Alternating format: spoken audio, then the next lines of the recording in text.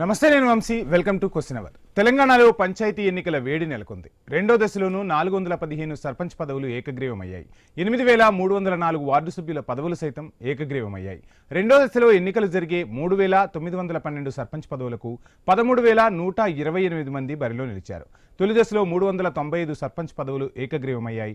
మొత్తంగా రెండు దశల్లో కలిపి 810 సర్పంచ్ పదవులు ఏకగ్రీవంగా నిలిచిన పరిస్థితి. ఈసారి పల్లెపోరులో విద్యావంతులు ఎక్కువగా ఉంటున్నారు. చదువుకుంటూనే కొందరు, చదువు పూర్తయ్యాక మరికొందరు నామినేషన్లు దాఖలు చేశారు. ఉప సర్పంచులుగా, వార్డు మెంబర్లుగా పోటీ చేస్తున్న వారిలో యువ చైతన్యం స్పష్టంగా కనిపిస్తున్న పరిస్థితి.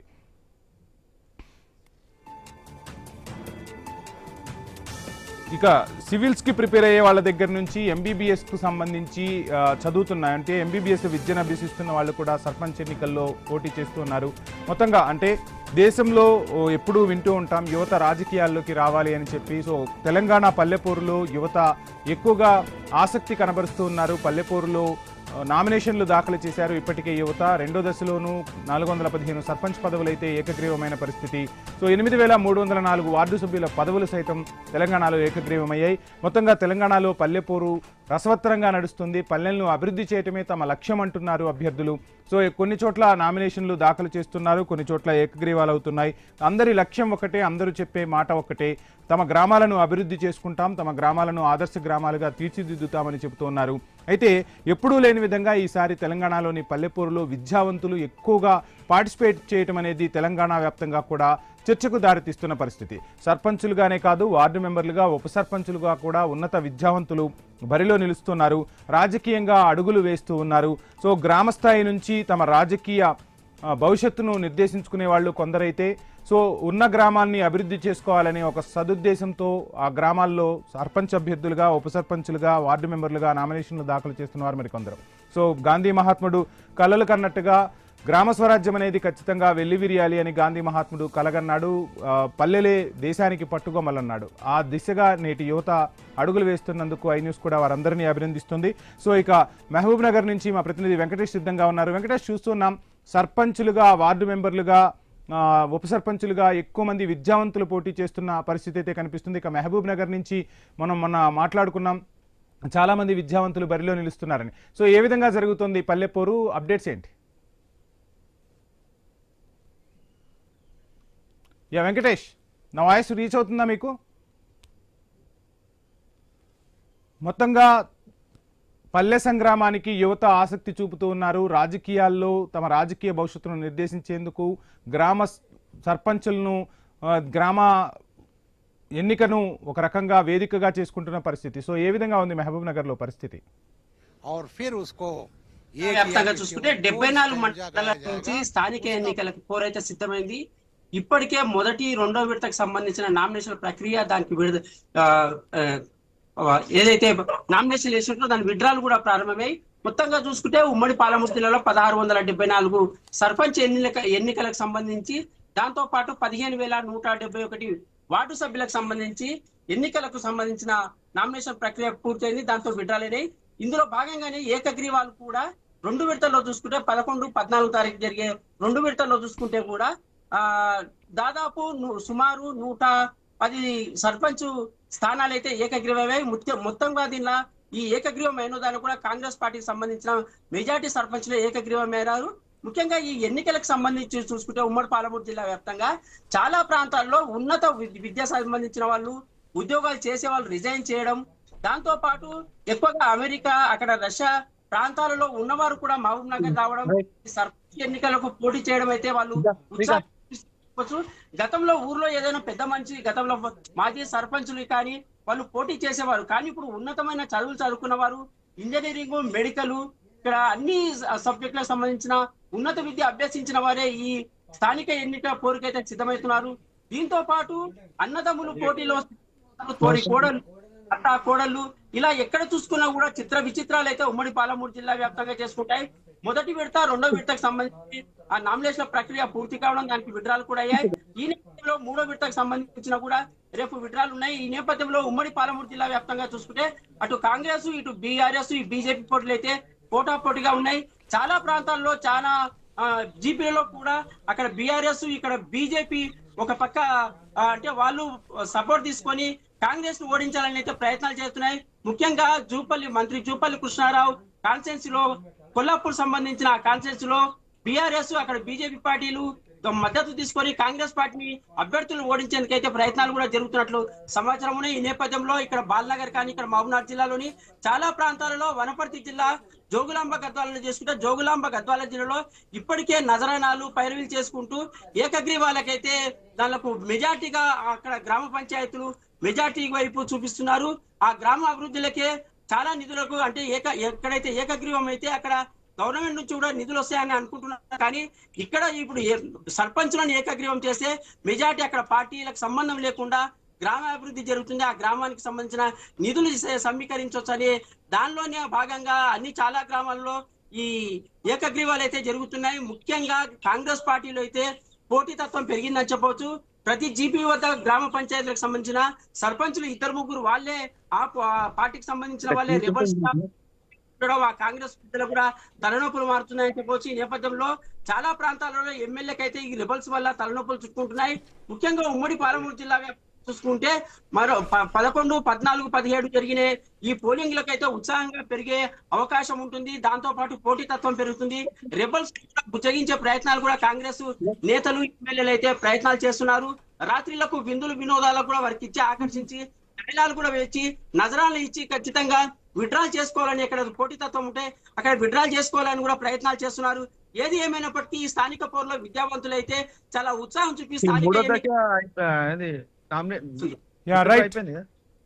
Right thank you Venkatesh. ఇక ఆదిలాబాద్ జిల్లాలో పల్లెపూరుకు సంబంధించి డీటెయిల్స్ అందుకునే ముందు షార్ట్ బ్రేక్ తీసుకుందాం. Stay tune.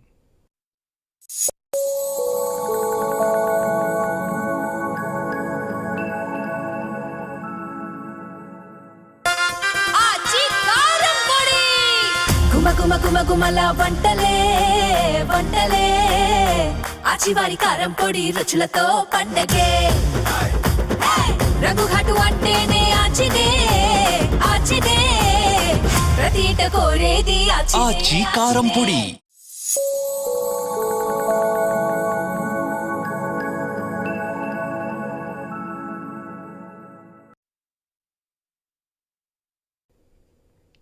రైట్, ఇక నిజామాబాద్లో పల్లెపూరు ఆసక్తిగా కనిపిస్తుంది. ఇక విద్యావంతులు అదేవిధంగా వివిధ పార్టీలకు చెందిన వారు ఈ సర్పంచ్ ఎన్నికల్లో పోటీ చేస్తున్నారు. నిజామాబాద్లో పల్లెపూరుకు సంబంధించి డీటెయిల్స్ అందించేందుకు మా ప్రతినిధి శ్రీకాంత్ లైవ్లో సిద్ధంగా ఉన్నారు. శ్రీకాంత్, చూస్తున్నాం నిజామాబాద్ వ్యాప్తంగా కూడా పల్లెపూరు చాలా ఆసక్తిగా కొనసాగుతున్నట్టుగా తెలుస్తుంది. ఫుల్ డీటెయిల్స్ ఏంటి శ్రీకాంత్? ఉమ్మడి నిజామాబాద్ జిల్లాలో 545 గ్రామ పంచాయతీ ఎన్నికలకు ఇప్పటికే 38 మంది ఏకగ్రీవం అయ్యారు. చాలా రసవత్తరంగా జరుగుతోంది నిజామాబాద్ జిల్లాలో. ఇటు కాంగ్రెస్ పార్టీ, బీజేపీ, బీఆర్ఎస్ 3 పార్టీలు చాలా ప్రతిష్టాత్మకంగా తీసుకున్నాయి. ఈ 3 పార్టీలు తమ అభ్యర్థులను బలపరుస్తూ రంగంలోకి దించాయి. చాలా ఆసక్తికరంగా. అలాగే ఈ దావతులు కూడా గ్రామాల్లో జరుగుతున్నాయి. క్యాండిడేట్లు విచ్చలవిడిగా దావతులు ఇస్తూ ఓటుకి అనేకమైనటువంటి పడరాని పాటలు పాడుతున్నారు. సర్పంచ్ అభ్యర్థులు ఇంటింటికి వెళ్లి ఉదయం 6 గంటల నుంచే వాళ్ళంతా ఇంటింటికి వెళ్లి క్యాంపెయిన్ చేస్తూ ఓట్లను రాబట్టుకునే ప్రయత్నాలు చేస్తున్నారు.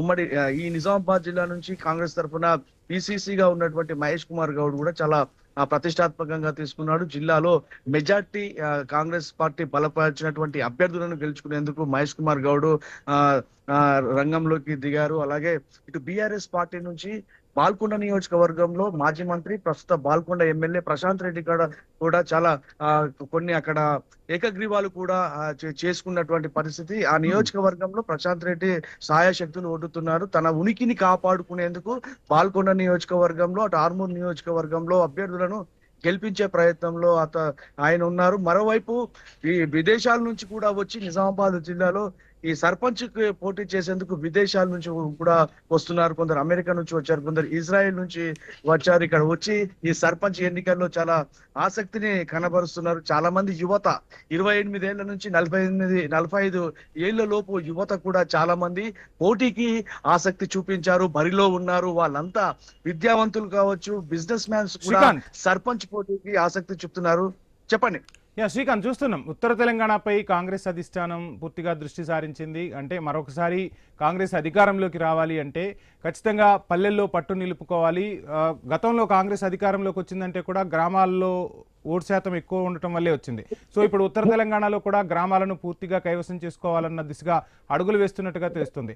సో ఆ విధంగా కాంగ్రెస్ కార్యకర్తలు, నాయకులు గ్రౌండ్ లెవెల్లో కష్టపడుతున్నారా? డీటెయిల్స్ ఏంటి?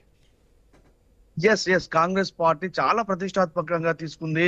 ఇన్ఛార్జి మంత్రులు, జిల్లాలో ఉన్నటువంటి ఇన్ఛార్జ్ మంత్రులు కావచ్చు, జిల్లాలో ఉన్నటువంటి సీనియర్ నాయకులు కావచ్చు, వీళ్ళంతా శ్రేణులను ఇప్పటికే సమాయత్తం చేశారు.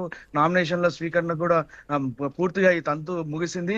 మొదటి దశ 11వ తారీఖు ఎన్నికలు జరగనున్నాయి. 14, 17 ఈ 3 తేదీల్లో 3 దశల్లో ఎన్నికలు జరగనున్నాయి. ఈ నేపథ్యంలో కాంగ్రెస్ పార్టీ నాయకులంతా జిల్లా కేంద్రాల్లోనే ఉంటూ ఆ శ్రేణులను సమాయత్తం చేస్తున్నారు. ఎప్పటికప్పుడు మండల స్థాయి కాంగ్రెస్ అధ్యక్షులతో పాటు గ్రామాల్లో ఉన్నటువంటి కాంగ్రెస్ లీడర్లను, కాంగ్రెస్ నాయకులను ఒక్కొక్క వార్డుకి ఒక నాయకుడిని కేటాయించి అక్కడ ఎట్టి పరిస్థితుల్లో కాంగ్రెస్ పార్టీ మద్దతుదారులు గెలిచే విధంగా వాళ్ళంతా సమాయత్తం అయ్యారు.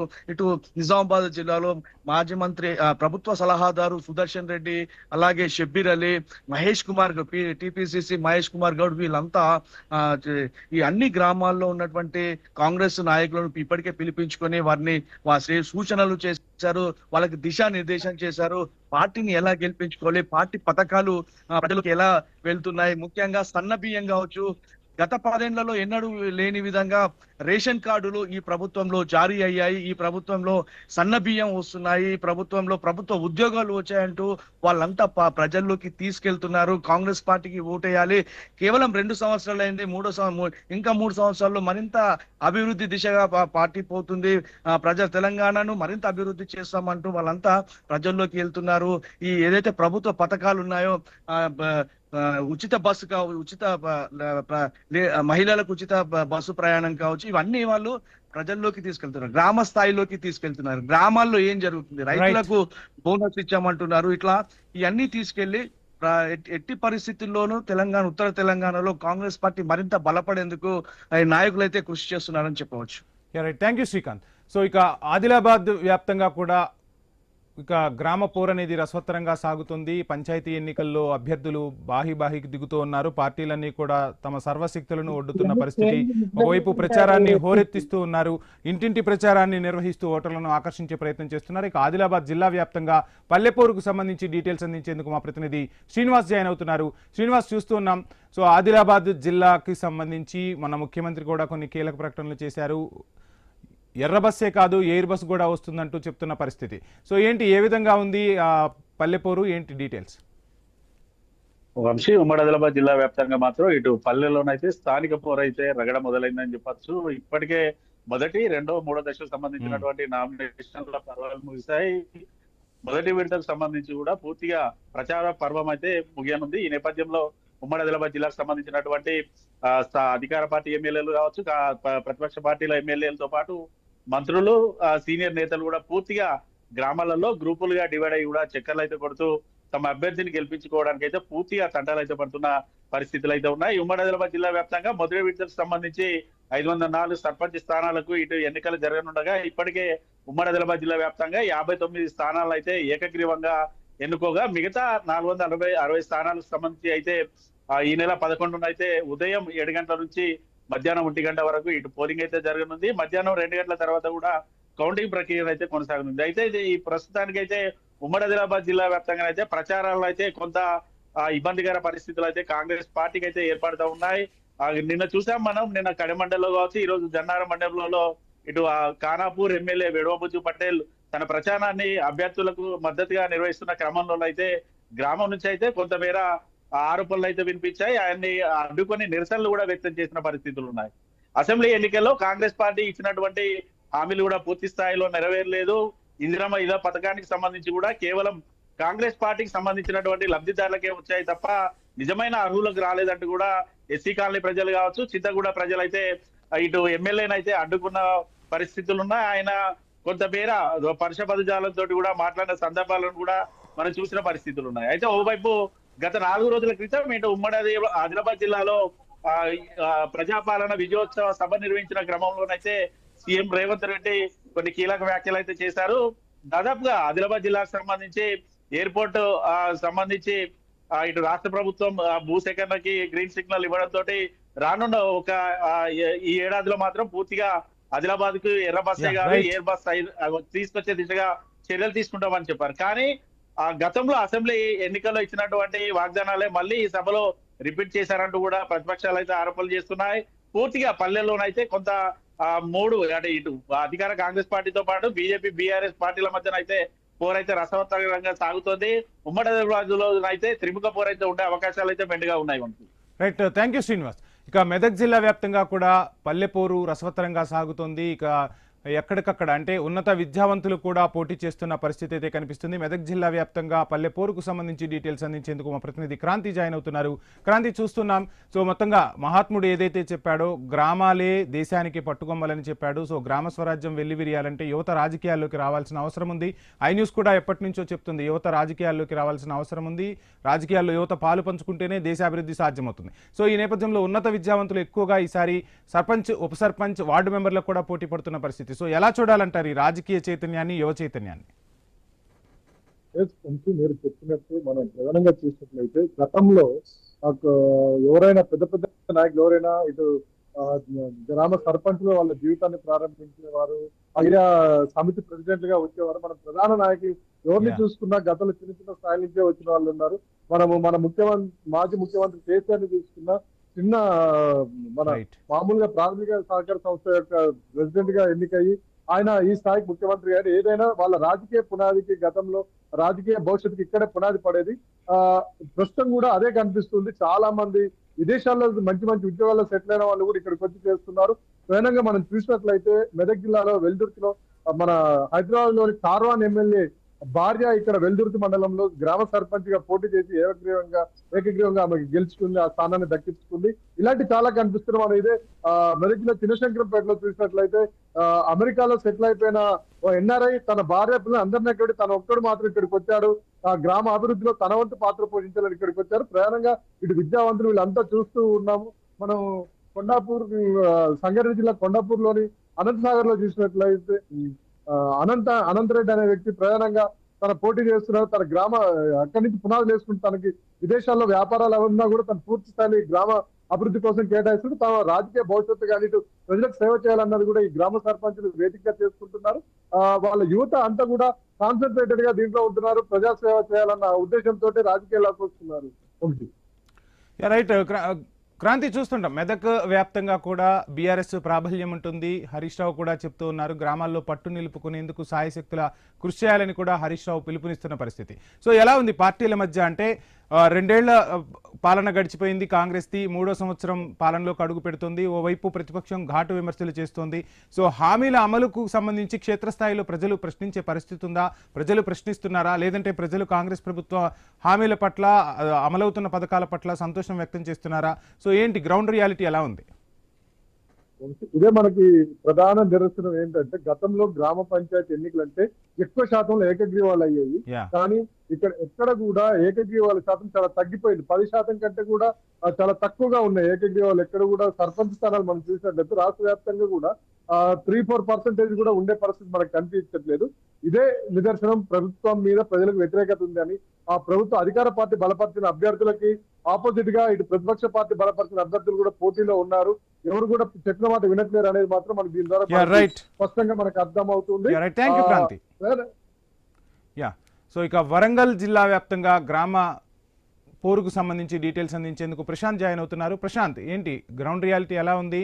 సో అధికార ప్రతిపక్ష పార్టీల మధ్య బలాబలం కనిపిస్తుందా? అంటే సర్పంచ్ ఎన్నికల్లో పార్టీ గుర్తులు లేకపోయినా ఖచ్చితంగా పార్టీల ప్రభావం అయితే ఖచ్చితంగా కనిపిస్తున్న పరిస్థితి. సో ఏంటి?